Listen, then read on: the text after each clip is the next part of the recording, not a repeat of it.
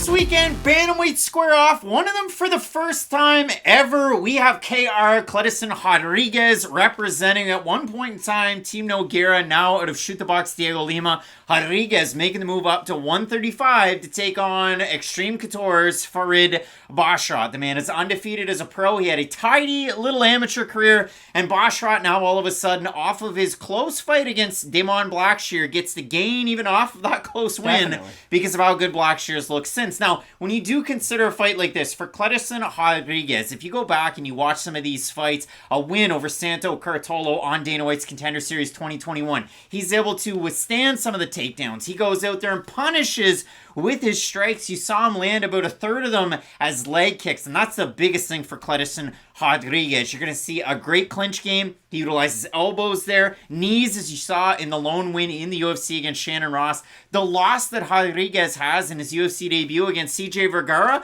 that could have gone either way. So a very, very close fight there for Rodrigues. But the reason why I talk about the weight for both these guys is Farid Basharat's a bantamweight. Kleidson's not really a bantamweight. 127 when he took on Shannon Ross, UFC 284 down in Australia.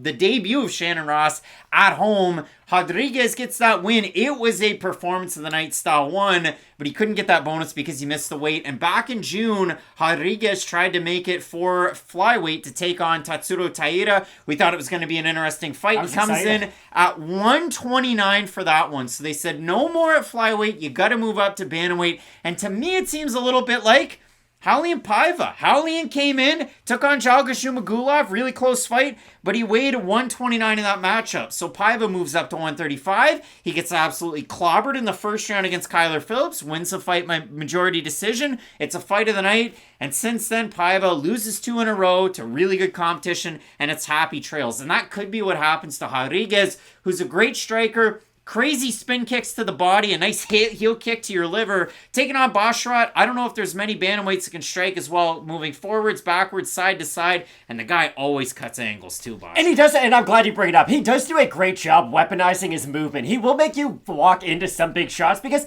Basharat's not the biggest puncher in the world, and coming into the UFC, I thought he was going to go on, maybe not a streak of finishes, but you get the idea. Show up, really stamp himself as one of those bantamweight contenders, and then keep on moving up from there. And he's had good performances, don't get me wrong, but I feel like every single time he's done fighting, it leaves me just wanting a little bit more, because again, we know how talented he is. He can move forwards, backwards, he has great long range strikes, and like I said, he does a great job of when guys are trying to crowd that distance, he'll throw knees at the middle. He likes his kicks as well. He does do a great job with the straight shots meeting his opponent halfway. But again, with Basharat, if he's as good as he is in my mind's eye, he should be going out there and at least getting stoppages, and I will be curious to see if this is one of those first fights, because Kleydson is going to have to close the distance quite a bit in this matchup. Yes, he does have great kicks, but unless he is able to land those leg kicks consistently to really break down the movement of Basharat, I think it is going to be a little bit difficult for him to try to figure out, okay, what is my sweet spot? Because if he does try to stay on that long range kind of kick and boxing range, I think Basharat is going to have the edge, especially at that distance. But if Rodrigues, and I'm glad you brought this up too, does use that clinch, I think it might be able to smother some of that distance and really help him out in the long term. But again,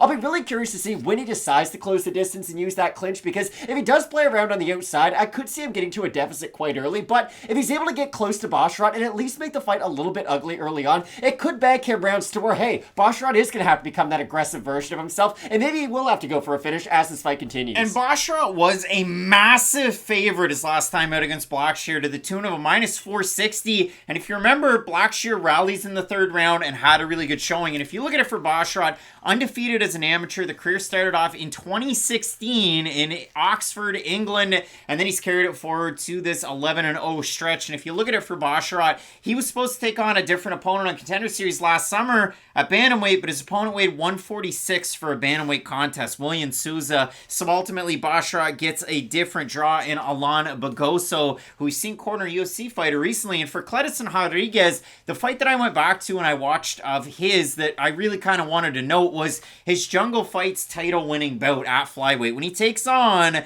Eduardo Henrique, who's now 11-2. With the LFA, he became the Shuto champ, and now he's going to be competing on Dana White's Contender Series in his own right in the coming future. First round's really close.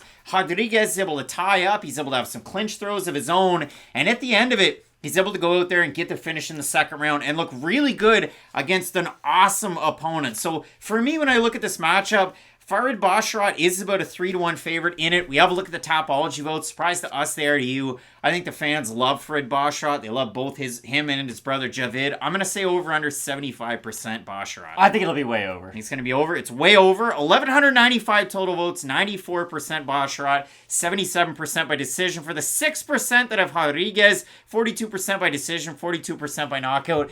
The more and more I watched Rodrigues tape, I went, man, this guy is awesome, especially his fight with Vergara, where he's still in it in the third round.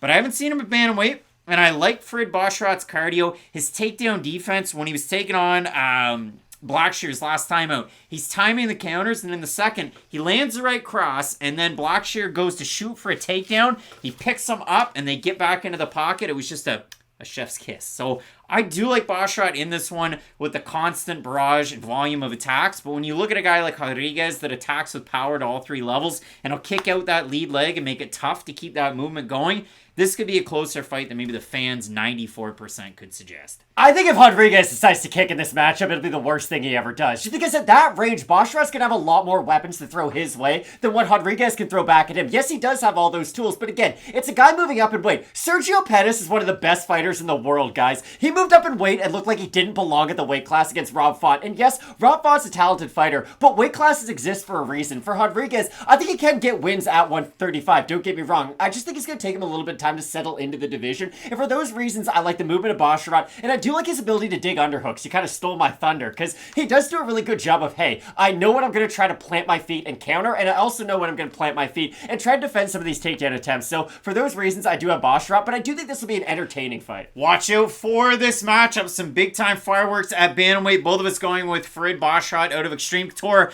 18 wins between these two guys, 12 of them by finish, so look out for that as well. We get some big-time fights in this card. A lot of debuting fighters. You're not going to want to miss any of it. Keep it locked in with Fight Night Picks, we always say. Let's get into it.